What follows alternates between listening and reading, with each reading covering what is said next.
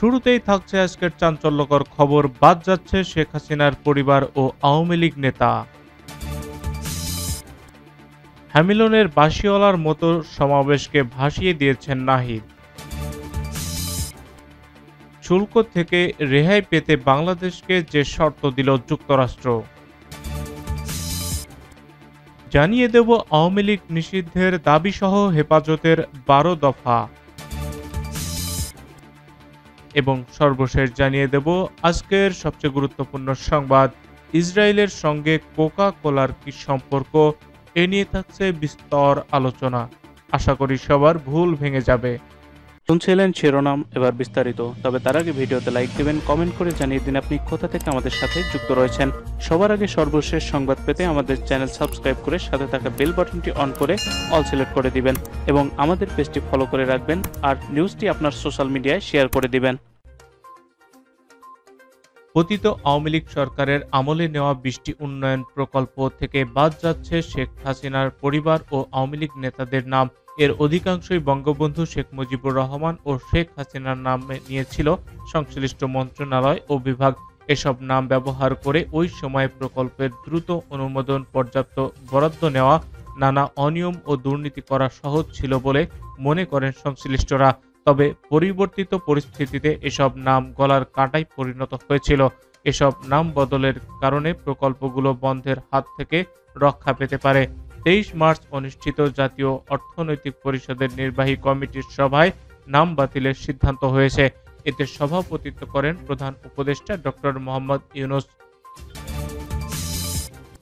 আওয়ামী লীগের রাজনীতি নিষিদ্ধের দাবিতে বিক্ষোভ সমাবেশ করেছে জাতীয় নাগরিক পার্টি এনসিপি। দলটির ঢাকা মহানগর ইউনিট এই কর্মসূচির আয়োজন করেছে। আওয়ামী লীগের বিচার ও সংস্কারের আগে এই দেশে কোনো নির্বাচন হবে না বলে ঘোষণা দিয়েছেন দলটির নেতারা। শুক্রবার রাত 10টার দিকে দলটির নেতা আলাউদ্দিন মোহাম্মদ নিজের ভেরিফাইড ফেসবুক পেজে একটি স্ট্যাটাস দিয়েছেন। স্ট্যাটাসে তিনি লিখেছেন, আজকের সমাবেশে সবচেয়ে ছোট্ট বক্তব্য দিয়েছেন হাসনাত আব্দুল্লাহ। এক বক্তব্যে সবচেয়ে বেশি মেসেজ দিয়েছেন আক্তার হোসেন, আর হ্যামিলনের বাঁশিওয়ালার মতো সমাবেশকে ভাসিয়ে দিয়েছেন আহ্বায়ক নাহিদ ইসলাম। আলাউদ্দিন মোহাম্মদ লেখেন, নাহিদ ইসলাম আজকে অসাধারণ বক্তব্যের পর যেভাবে স্লোগানে নেতাকর্মীদের উজ্জীবিত করলেন, আমি আবারও বলতে চাই, আপনি এই তরুণ প্রজন্মের মহানায়ক। আপনার জন্য প্রযোজ্য। তোমরা আমাকে একটি কার্যকরী টিম দাও, আমি বাংলাদেশকে আমূল বদলে দেব। এছাড়া ফেসবুক পোস্টে তিনি জানান, তিনি বিশ্বাস করেন যে নাহিদ ইসলাম আল্লাহর দেওয়া উপহার। আমাদের দরকার তাকে আগামীর জন্য প্রস্তুত করার রাজনৈতিক পরিবেশ তৈরি করে দেওয়া, যোগ করেন তিনি। সমাবেশে নাহিদ ইসলাম বলেন, আওয়ামী লীগ এখন আর কোনো রাজনৈতিক দল নয়, এটি একটি ফ্যাসিস্ট দলে পরিণত হয়েছে। দলটির নিবন্ধন বাতিল করে রাজনৈতিক ও সাংগঠনিক কার্যক্রম নিষিদ্ধ করতে হবে। ফেব্রুয়ারির মাঝামাঝিতে হোয়াইট হাউসে যুক্তরাষ্ট্রের বাণিজ্য শুল্ক এড়াতে আলোচনা করতে গিয়ে ইলন মাস্কের সঙ্গে সাক্ষাৎ করেন বাংলাদেশের অন্তর্বর্তীকালীন সরকারের উপদেষ্টা খলিলুর রহমান। সম্প্রতি মার্কিন পত্রিকা দ্য ওয়াশিংটন পোস্টের কলামিস্ট মাই বাইট এই কলামে এক তথ্য জানিয়েছেন। সেখানে বলা হয়েছে, শুরুতে খলিলুর রহমান যুক্তরাষ্ট্রের বাণিজ্যিক প্রতিনিধি দপ্তরের এক কর্মকর্তার সঙ্গে আলোচনায় বসেন। ওই কর্মকর্তা তাকে যুক্তরাষ্ট্র থেকে আরও বেশি করে তুলা আমদানি করতে চাপ দিয়েছিলেন। কলামে আরও বলা হয়, বাংলাদেশ বিশ্বের বৃহত্তম তুলা আমদানিকারক দেশ। তারা পশ্চিম আফ্রিকা ও ব্রাজিল থেকে বেশি তুলা আমদানি করে, কিন্তু যুক্তরাষ্ট্রের শুল্ক থেকে রেহাই পেতে চাইলে দেশটিকে আরও বেশি মার্কিন তুলা কিনতে হবে। এই বিষয়টি জোর দিয়ে বলেন ওই কর্মকর্তা। এই শর্ত খলিলুর রহমান দ্রুতই মেনে নেন, কিন্তু ওই বৈঠকের পরই তাকে পাশের একটি কক্ষে নিয়ে যাওয়া হয়, যেখানে বিশ্বের সবচেয়ে ধনী ব্যক্তি মাস্কের সঙ্গে দেখা হয় খলিলুর রহমানের। কলামে বলা হয়, মাস্ক স্টার্লিং ও বাংলাদেশের নিয়ন্ত্রকদের মধ্যে চলমান আলোচনা নিয়ে কথা বলতে চান।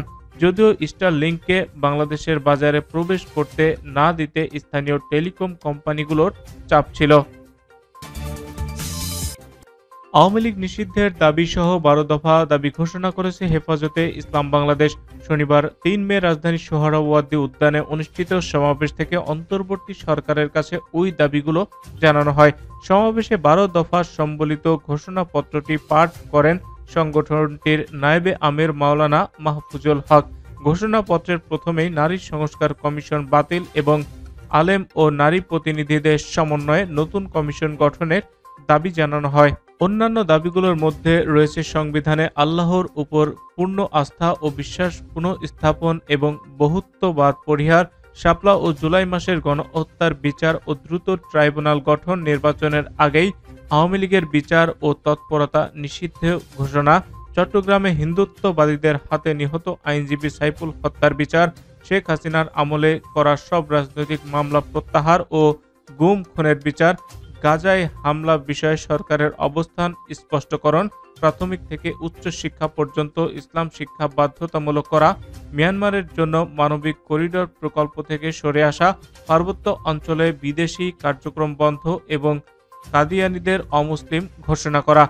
এছাড়া নারীর ন্যায্য অধিকার প্রতিষ্ঠার লক্ষ্যে আগামী 3 মাসের বিভাগীয় সম্মেলন আয়োজন এবং আগামী 23 মে 4 দফা দেশব্যাপী বিক্ষোভ কর্মসূচির ঘোষণা দেন হেফাজতের মহাসচিব মাওলানা সাজিদুর রহমান। বহু বছর ধরে প্রচলিত কোমল পানীয় কোকা-কোলার সঙ্গে ইসরায়েলের সম্পর্ক নিয়ে বিভিন্ন কথা শোনা যায়। কেউ বলে কোকা-কোলা ইসরায়েলি পণ্য, আবার কেউ বলে কোকা-কোলা মুসলিম বিদ্বেষ ছড়াতে অর্থায়ন করে। নানা অভিযোগে বিশ্বজুড়ে বহু দেশে দীর্ঘদিন ধরে বয়কট আন্দোলনের মুখে কোকা-কোলা। তবে আসল কারণটা কি? কোকা-কোলার সঙ্গে ইসরায়েলের আসলে কি কোনো সম্পর্ক আছে? পণ্যটি কি ইসলাম বিদ্বেষ ছড়াতে সহায়তা করে? উত্তরটা খুঁজতে হলে জানতে হবে আরেক প্রশ্নের উত্তর। সেটা হলো কোকা-কোলার মালিককে। নিজেদের ওয়েবসাইটে প্রতিষ্ঠিত ওই প্রশ্নের উত্তরে বলেছে, কোকা-কোলার মালিক একজন না, বরং এটি অনেক শেয়ার হোল্ডারের সম্মিলিত মালিকানায় পরিচালিত একটি বৃহৎ আন্তর্জাতিক কোম্পানি। কোকা-কোলার সবচেয়ে বড় শেয়ার হোল্ডারকে? সেই প্রশ্নেরও কৌশলী উত্তর দেওয়া হয়েছে প্রতিষ্ঠানটির ওয়েবসাইটে। বলা হয়েছে, ওয়ারেন বাফেটের মালিকানাধীন বার্কশায়ার হাথওয়ে ইনকর্পোরেশন নামের একটি বহুজাতিক প্রতিষ্ঠানের নাম। তবে গাজা যুদ্ধের সঙ্গে এর সরাসরি একটি সম্পর্ক রয়েছে। ইসরায়েলে কোকা-কোলার ফ্র্যাঞ্চাইজি প্রতিষ্ঠান নাম দ্য সেন্ট্রাল বেটলিং কোম্পানি, যারা কোকা-কোলা ইসরায়েল নামেও পরিচিত। ফিলিস্তিনে ইসরায়েলের দখলকৃত ভূখণ্ডে বেসরকারি খাত ও অর্থনীতির মধ্যে সংযোগ নিয়ে গবেষণা করার সংস্থা হু প্রফিটস এর তথ্য মতে, কোকা-কোলা ইসরায়েলের দখল করা পূর্ব জেরুজালেমের আরাতোরাক শিল্পাঞ্চলে একটি বিতরণ কেন্দ্র এবং কুলিং হাউস পরিচালনা করছে। শুধু তাই নয়, এই প্রতিষ্ঠানের তৈরি অন্যান্য পানীয়ের জন্য প্রয়োজনীয় ফলমূলও আসে পশ্চিম তীর ও সিরিয়ার গোলান মালভূমিতে ইসরায়েলের দখল করা ভূমি থেকে। যদিও ইসরায়েলের দাবি, এসব কারখানা এবং ফলের বাগান ইসরায়েলের বৈধ জমিতে স্থাপিত। ইনস্টিটিউট অব প্যালেস্টাইন স্টাডিজের এক প্রতিবেদনে বলা হয়, আন্তর্জাতিক আইনের দৃষ্টিতে অবৈধ ইসরায়েলি বস্তিগুলোর মধ্যে অন্যতম আতারত পূর্ব জেরুজালেমের বেইত হানিনা ও কালাদিনা চেকপয়েন্ট মাঝামাঝি এলাকাটির অবস্থান। এছাড়া 2024 সালের জুলাই আন্তর্জাতিক বিচার আদালত স্পষ্টভাবে জানিয়ে দিয়েছে, গাজা, পশ্চিম তীর ও পূর্ব জেরুজালেমে ইসরায়েলের যে কোনো ধরনের বস্তি স্থাপন অবৈধ এবং ওই সব ভূমিতে নির্মিত সব বস্তি আন্তর্জাতিক আইনের যুদ্ধাপরাধের শামিল। এই হিসেবে কোকা-কোলাও আন্তর্জাতিক অপরাধে প্রত্যক্ষভাবে জড়িত। অন্যদিকে কোকা-কোলার সহযোগী প্রতিষ্ঠান দ্য সেন্ট্রাল বেটলিং কোম্পানির বিরুদ্ধে ইসরায়েলি সেনাবাহিনীকে অনুদান দেওয়ারও অভিযোগ রয়েছে। দ্য নিউ আরবের তথ্য মতে 2015 সালে ইসরায়েলের কঠোর ইহুদিপন্থী সংগঠন ইমতিরুজকে প্রায় $14,000 অনুদান দিয়েছিল প্রতিষ্ঠানটি। যদিও এই অনুদানের বিষয়টি গোপন রাখার চেষ্টা করছিল দুই পক্ষেই, তবে শেষ পর্যন্ত সেই প্রচেষ্টা ব্যর্থ হয়।